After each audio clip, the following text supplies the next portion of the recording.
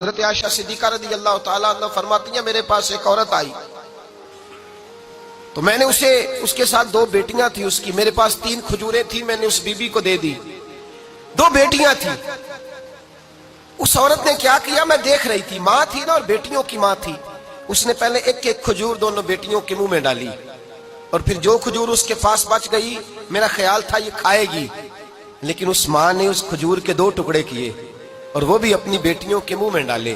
حضرت عائشہ صدیقہ فرماتی ہیں اس کا عمل اتنا حسین تھا، اس بی بی کے اس عمل کے اندر اتنا حسن تھا کہ میری آنکھوں میں بھی وہ بات رہ گئی، دل میں بھی رہ گئی، روح میں بھی سما گئی، اس کے حسن اور تاثیر کو میں بھلا نہ سکی۔ شام تک وہ کیفیات، وہ انداز، وہ اس عورت کا طرز، اس کا وہ انداز میری طبیعت کے اندر بار بار مجھے اس کی طرف متوجہ کرتا رہا۔ شام کو محبوب تشریف لائے، نبی کریم صلی اللہ علیہ وسلم شام کو جب تشریف لائے تو حبیب پاک علیہ السلام کو میں نے بتلایا، میں نے کہا حضور بی بی آئی تھی، اس کا چہرہ بتا رہا تھا کہ بھوکی ہے، لگ رہا تھا کئی دنوں سے کھانا نہیں کھایا، 3 کھجوریں تھی ہی میرے پاس 3، 2 بیٹیوں کو دے دی، وہ کھا سکتی تھی، لیکن یا رسول اللہ صلی اللہ علیہ وسلم اس نے کھائی نہیں، وہ بھی کھجور 2 ٹکڑے کر کے بیٹیوں میں بانٹ دی ہے۔ حضرت عائشہ کہتی ہے دیر تک حضور میری بات کو سنتے رہے، دیر تک میری طرف دیکھتے رہے، اس تصور کو، بیٹی کے پیار کے اس ذائقے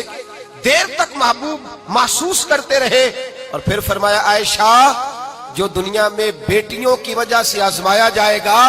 جب قیامت کا دن آئے گا تو رب اس سے حساب نہیں لے گا، بے حساب ہی جنت میں داخل فرما دے گا۔ اللہ پھر اس سے حساب نہیں لے گا جو بیٹی کے سبب سے آزمایا جائے۔ یعنی حضور نے باپ کو کہا کہ بیٹی کو مصیبت نہ سمجھنا، اگر کبھی اس کے میکے سے جھگڑے کا پیغام بھی آ جائے، اگر کبھی دوبارہ تجھے اس کی طرف پلٹ کر جانا بھی پڑے، میرے نبی پاک صلی اللہ علیہ وسلم سے کسی صحابی نے کہا تھا یا رسول اللہ بہترین صدقہ کون سا ہے؟ حضور بہترین صدقہ کون سا ہے؟ وہ میرا مال جو اللہ کے راستے میں خیرات کروں تو رب مجھے زیادہ اجر عطا کرے، وہ کون سا ہے؟ تو میرے نبی پاک نے فرمایا اگر تیری بیٹی واپس لوٹ آئی، طلاق کی وجہ سے یا بیوہ ہو کر واپس آ گئی، اور تجھے اس لوٹنے والی بیٹی پر کچھ خرچ کرنا پڑا، تو تیرے رسول کا وعدہ یہ ہے کہ اللہ تجھے اس روپے پر سب سے زیادہ اجر عطا فرمائے گا،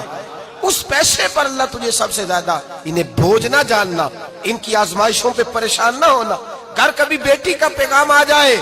کہ اس کو پھر سے یہ تکلیف ہوئی ہے، باپ سمجھنے لگا تھا کہ میں تو فارغ ہو گیا، نکاح کر کے میں فارغ ہو گیا، پھر اگر کبھی اسے پیغام آئے تو میرے مصطفیٰ کریم نے فرمایا وہ پریشان نہ ہو، وہ دکھی نہ ہو، بلکہ جو بیٹی کی وجہ سے آزمایا جائے گا اس سے تو حساب ہی نہیں لیا جائے گا، اللہ بغیر حساب ہی جنت عطا فرما دے گا۔ اتنا بڑا مقام، اتنی بڑی عظمت اور فضیلت اللہ کے رسول نے بیٹیوں کے ماں باپ کو عطا فرمائی۔